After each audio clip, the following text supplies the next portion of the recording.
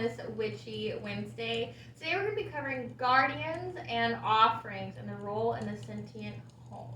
Okay, so first off, offerings. Offerings are something that are sacrificed to you and for you.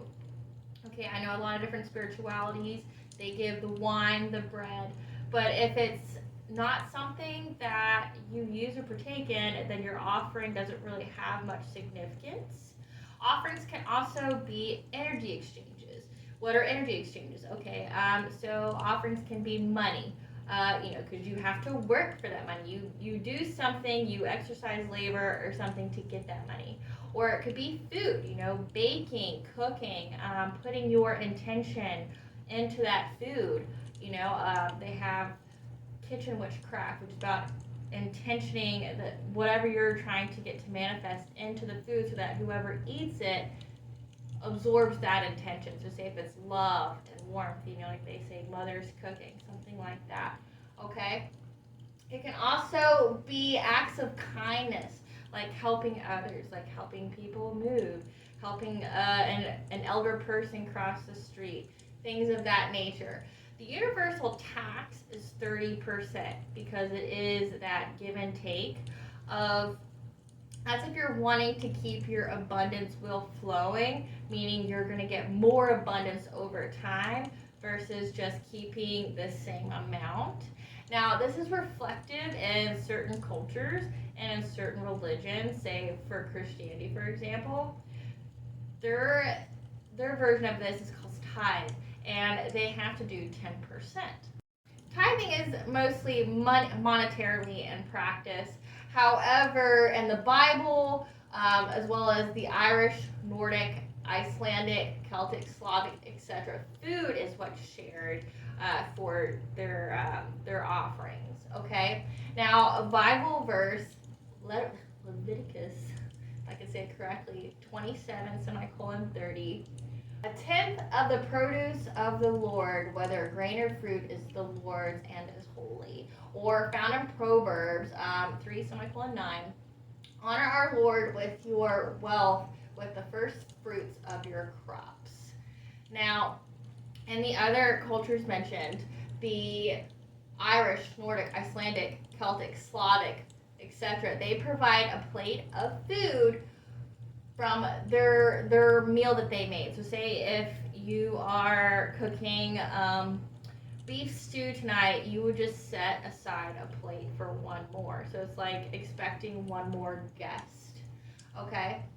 And that was in order to keep the abundance wheel turning in their favor, to stay blessed and protected.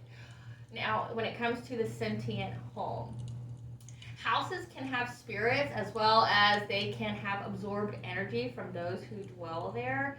So if you ever heard or have felt, say, this house feels haunted, this house feels sad. A story I had when I was buying a home is my realtor and I went into this house, which on paper looked very promising. It had a 2-bedroom apartment like on top of it that the owner would rent out, as well as the home itself. It looked like nobody touched it since like the 1970s because it was still in the same furnishing and decorations as that.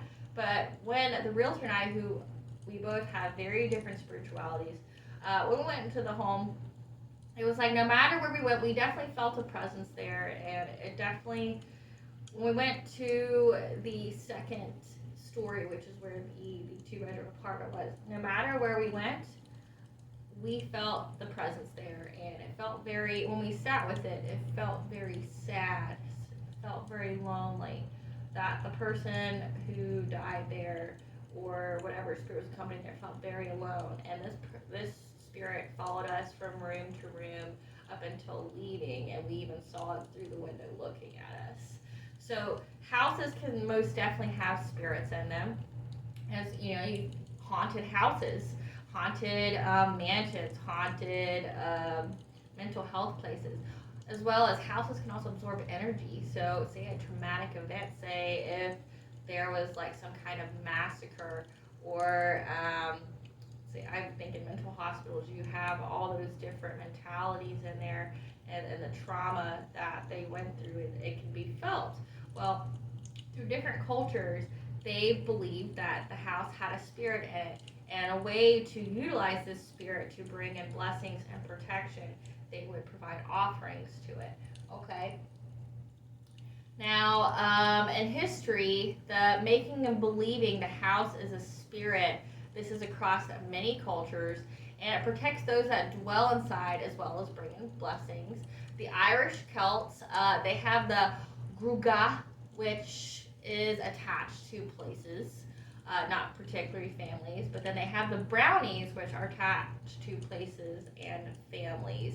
In Wicca, we have wards, which is like a charm or spell placed on a permanent object,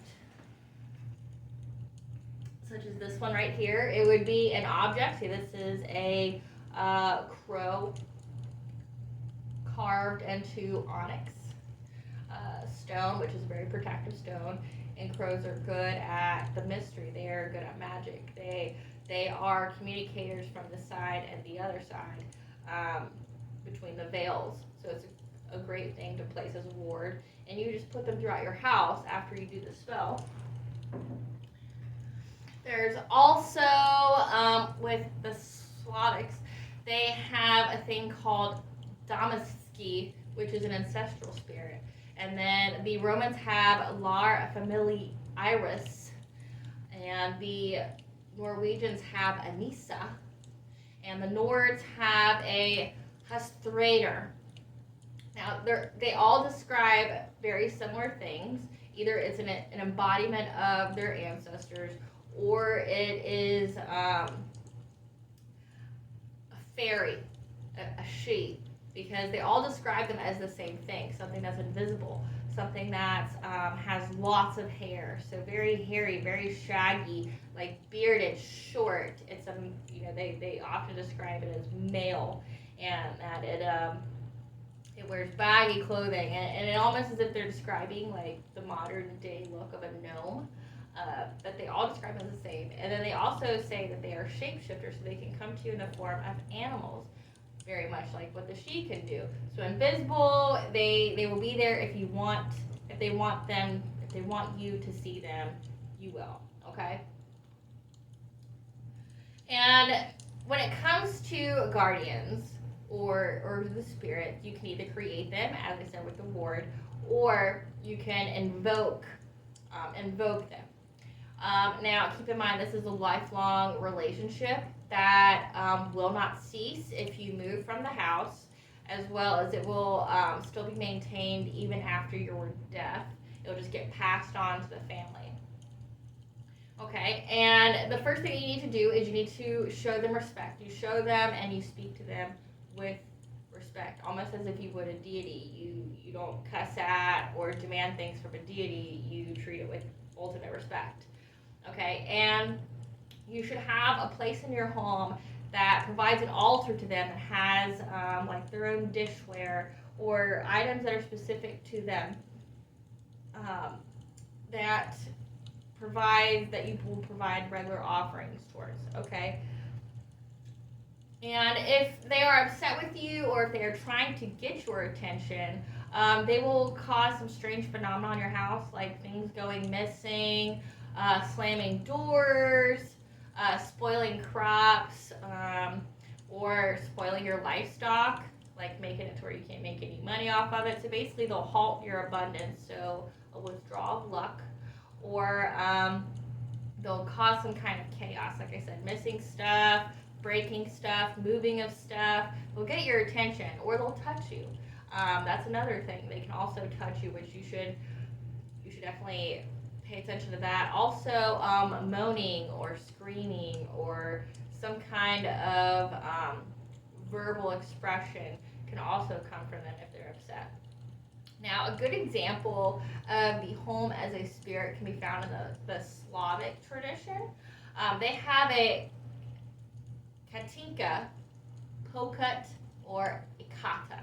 So there's 3 different names for the same thing. And a good representation of this, if you want like a visualization, would be Baba Yaga's hut. So think of the house on the chicken legs. She's seen in like Scooby-Doo. She's seen in The Witcher, when the elves go to the woman of the woods and they yell hut hut. That's Baba Yaga's house that they're speaking to. She's also in games here as of late. So her house is the true embodiment of a spiritual house, because how Baba Yaga creates it is that it is a sentient being. It protects, it provides for those that dwell inside, but it's because it's comprised of their ancestors.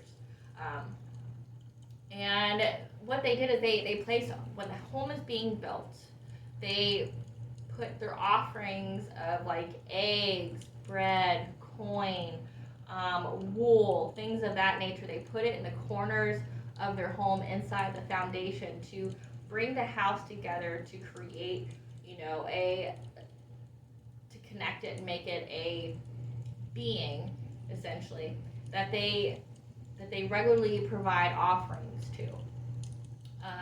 And this is like the same thing with prayer. It's the same thing with how you honor deities. You provide offerings, you speak to it, you pray in front of it.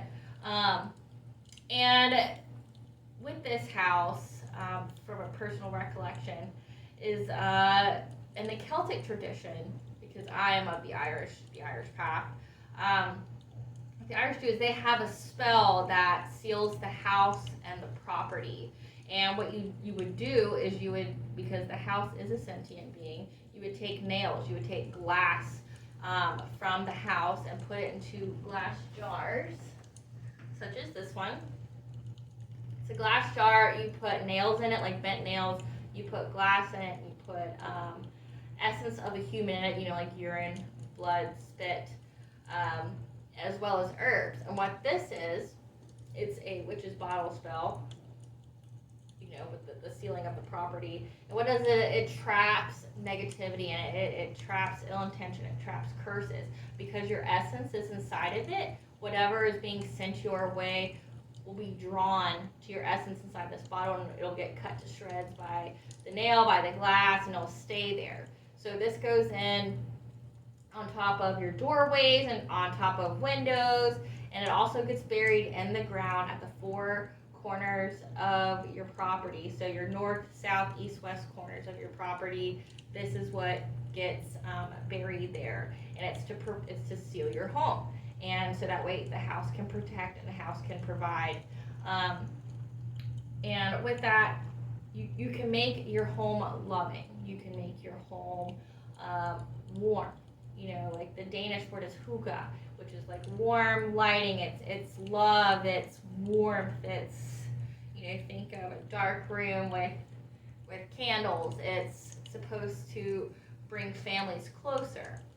So you have houses that can appear haunted, or you can feel the tragedy that occurred in them, but you can also feel love, and you can also feel comfort and protection, and that's what all this is for.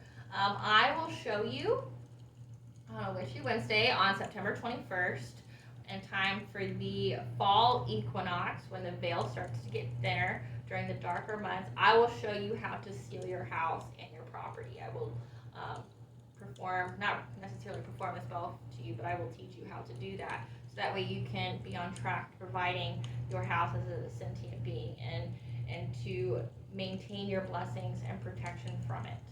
Okay? Well, guys, this is Valena on Witchy Wednesday.